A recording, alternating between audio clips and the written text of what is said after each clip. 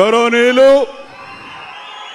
పూజ్యులు పెద్దలు రాష్ట్ర ముఖ్యమంత్రి వర్యులు నారా చంద్రబాబు నాయుడు గారికి విచ్చేసిన ప్రజానీకానికి వేదిక మీద ఉన్న గౌరవ మంత్రివర్యులు అనగాని సత్యప్రసాద్ గారికి కొలుసు పార్థసారథి గారికి గొట్టిపాటి రవికుమార్ గారికి గౌరవ పార్లమెంట్ సభ్యులు తెన్నేటి కృష్ణప్రసాద్ గారికి ఎమ్మెల్సీ ఆలపాటి రాజేంద్ర ప్రసాద్ గారికి ఎమ్మెల్యే నరేంద్ర వర్మ గారికి వేదిక మీద ఉన్న అధికారులు సిఎస్ గారు సాయి ప్రసాద్ గారు కలెక్టర్ గారు వినోద్ గారు జేసీ గారు అదేవిధంగా రైతు మిత్రులు ఇద్దరున్నారు వారికి సిసిఎల్ఏ సెక్రటరీ జయలక్ష్మి గారు ఇంకా ఇతర అధికారులు అనధికారులు సోదర సోదరిమణులు పాత్రికేయ మిత్రులందరూ కూడా హృదయపూర్వక నమస్కారం. మన నియోజకవర్గ ప్రజలందరి తరఫున హృదయపూర్వక స్వాగతం ముఖ్యమంత్రి గారికి పలుకుతా ఉన్నాను. చాలా సంతోషం. ఇప్పుడే రెవెన్యూ మంత్రి గారు చెప్పినట్టుగా అమరావతి చట్టబద్ధత ఏర్పడి గజెట్ ఏర్పడ్డాక మొట్టమొదటిసారిగా మన నియోజకవర్గంలో ఈ కార్యక్రమానికి రావడం మనందరూ కూడా ఎంతో సంతోషకరమైన విషయం అని చెప్పి మీకు తెలియజేస్తా ఉన్నా.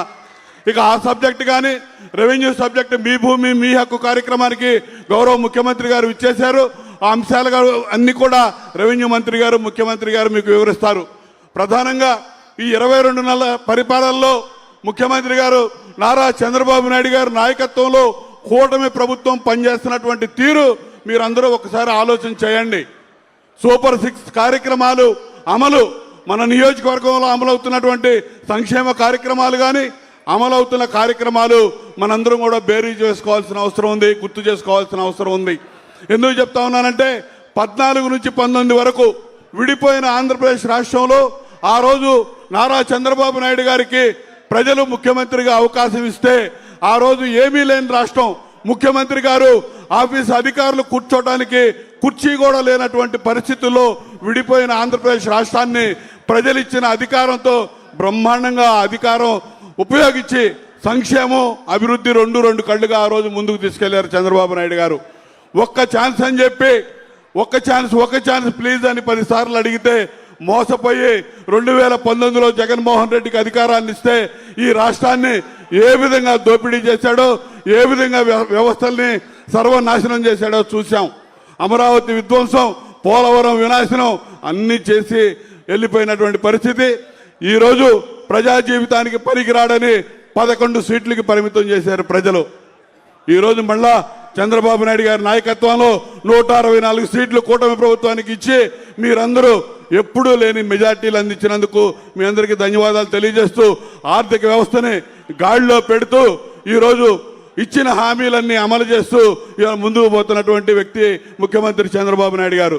దాంతోపాటు మీరు చూడండి 14 నుంచి 19 వరకు మన ముఖ్యమంత్రి చంద్రబాబు నాయుడు గారు అధికారంలో ఉన్నప్పుడు మన నియోజకవర్గాన్ని అన్ని రకాలుగా అభివృద్ధి చేసుకున్నాం.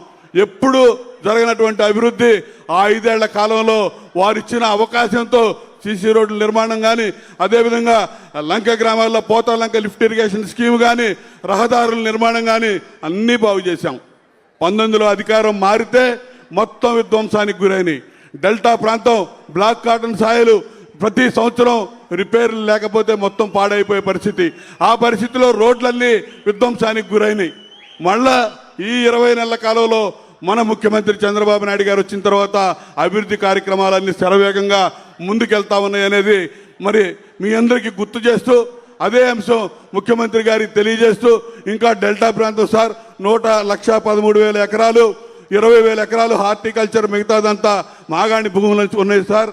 దయచేసి మీ విజన్కు తగ్గట్టుగా 2047 విజన్తో మీరు ఏ విధంగా పనిచేస్తా ఉన్నారో ఆ విజన్కి తగ్గట్టుగా వ్యవసాయంలో కూడా మార్పులు తీసుకొచ్చి హార్టికల్చర్ పంటలు పెంచడానికి కూడా మేము కృషి చేస్తామని కూడా ఈ సందర్భంగా తెలియజేస్తున్నాను సార్. ఇక్కడ మా దగ్గర ఈ తుంగభద్ర డ్రైన్ మీద కానీ, అదేవిధంగా కొల్లూరు ఫెర్రీ దగ్గర కానీ, పెదపులివారి దగ్గర వంతెనలు అవసాన దశలో ఉన్నాయి సార్. వంతెనల నిర్మాణానికి మీరు సహకరించమని చెప్పి ఈ సందర్భంగా కోరుతున్నాను సార్. డెల్టా ప్రాంతం మీకు తమకు తెలియదేం కాదు, రోడ్లన్నీ చాలా ఇబ్బందికరమైన పరిస్థితుల్లో ఉన్నాయి. బట్టిప్రోలు బ్రాహ్మణకోడు ప్రధాన రహదారి నిర్మాణానికి సహకరించమని చెప్పి మిమ్మల్ని కోరుతా ఉన్నాను సార్. అదేవిధంగా సార్ హార్టికల్చర్ క్రాప్స్ సంబంధించి నా దగ్గర దంపని షుగర్ ఫ్యాక్టరీ ఉంది సార్, తమకు తెలుసు. అది మొత్తం కూడా షుగర్ ఫ్యాక్టరీ పూర్తిగా లిక్విడేట్ అయి ఉంది సార్. దానికి సంబంధించి 77 ఎకరాలు ల్యాండ్ ఉంది సార్.